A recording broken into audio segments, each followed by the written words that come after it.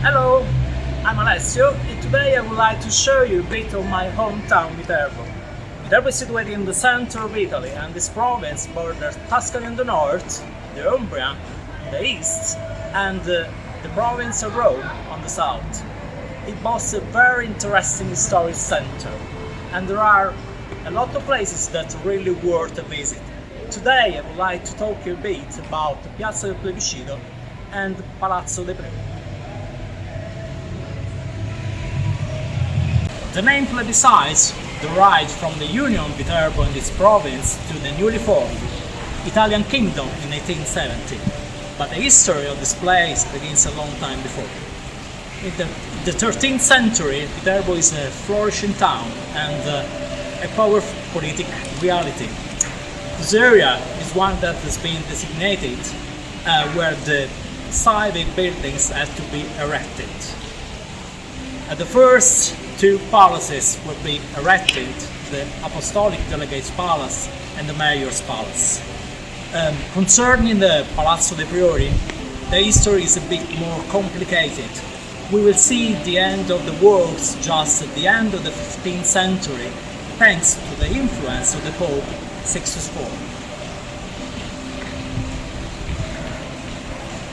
We are in the internal courtyard of Palazzo dei Priori in Viterbo. Behind me there is this elegant fountain dating back to the 17th century, made by the artist Filippo Caparozzi. If you see just on top of the fountain, we can see two symbols connected with the history of Viterbo. Two lions leaning on a palm tree. A palm tree was a symbol of Ferrato, an ancient city which was an insidious rival to Viterbo. Viterbo eventually defeats Ferrato, and the result we can see it in his coat of arms, that combines two elements, a lion and a palm tree. We are just inside the first room of Palazzo dei Priori. This room is dedicated to the Virgin Mary, and the cycle of this fantastic fresco is dated back to the 16th century. The most impressive one is this piece. It just talks about a procession from Viterbo to the cemetery of Santa Maria della Quercia. Santa Maria della Quercia is a district situated 1 mile away from the center of Viterbo. The procession sets off a pact of love between the town of Viterbo and the Virgin Mary. And finally we arrive to the Royal Hall, which is the most impressive hall of the entire palace. It's embellished by frescoes everywhere. The main ones have been realized by the painter Palazzo at the end of the 16th century. Croce was a talented pupil of the great Italian painter Annibale Carracci. Main fresco of the Royal Hall show mythological and historic facts concerning Viterbo. Some of them takes the inspiration from the theories of Annibale from Viterbo. Who was it? Annibale was a humanist, a great writer, a philologist, and more than all, a falsifier. In his commentaries, Annibale wanted to glorify the story of Viterbo. He proposed an interesting plot with Greek myths combined with biblical genealogy and Etruscan roots.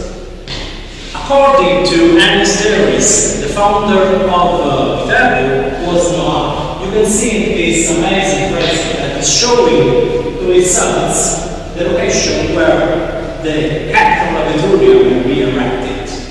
He talks about a legendary tetrapis formed by 4 castles: Fano, Albano, Vetulonia and London.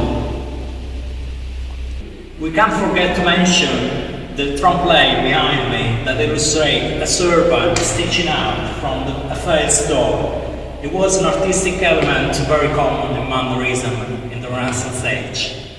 If we look up, we see this amazing coffer in the ceiling.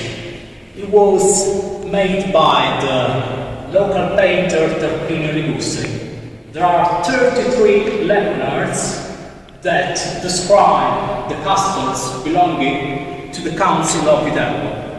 It's funny to see that only one respects the reality, which is the one from Bagnaia. The other casts are just a mere representation of the fantasy outdoor. So again, we see in this fantastic world that fantasy and history are connected together. The old council of Palazzo priori was established in the middle of the 16th century for meetings of the city government. The painter Teodoro Siciliano presents various personages who are connected with Viterbo regions. We can see Hercules, the legendary hero, then two Etruscan personages who are Tirreno and Tarconte. Then we have Desiderio, last king of Longobards, Charlemagne and the son of Divino, and eventually we have Anno from Viterbo. So again, we can consider it one of the big protagonists of this palace. And finally we reach this little gallery. The collection here displayed comes from the Academy of Ardenti. It was founded by a scholar called Sante Cesara in the 15th century. The portraits that you see are about personages and were realized in the 18th and 19th centuries. Personages in connection with the economy, so we have prelates and public administrator of the city of Viterbo. We are just arrived at the end of this virtual appointment with Viterbo and his town hall, Palazzo de Priori. At the moment, the palace is not visible because of the emergency COVID restriction, but we are sure that soon it will be open again to visitors. I would like to thank you so much for the attention. I hope to see you soon. Bye bye everybody.